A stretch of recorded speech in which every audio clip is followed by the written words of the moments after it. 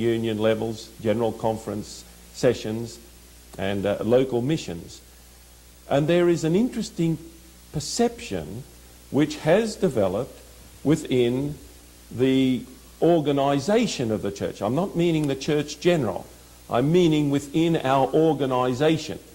And that perception is that any pastor who is standing up and calling for reformation, who is calling apostasy what it plainly is, who is protesting the lowered standards in the church and calling God's people back to a holy life, those ministers virtually universally are declared by most of those who are in the organisation as being divisive and critical of the church.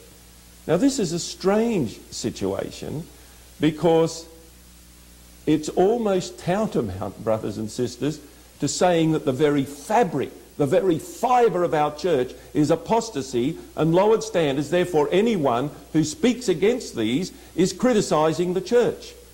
And it seems almost impossible for many church leaders today to understand that to protest apostasy, to protest lowered standards, is the most loving thing a minister can do for his church, for God's church. Amen. And the interesting thing is that in this perception, those ministers who sit by never preach any ministry of reproof in these dire circumstances within our church, circumstances fully attested to in prophecy, are regarded as, shall I say in inverted commas, the good pastors of the church.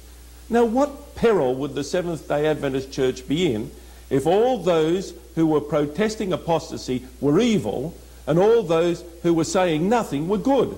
Yet I want to say that is largely the perception of those in the organised work of the Seventh-day Adventist Church today. I would just like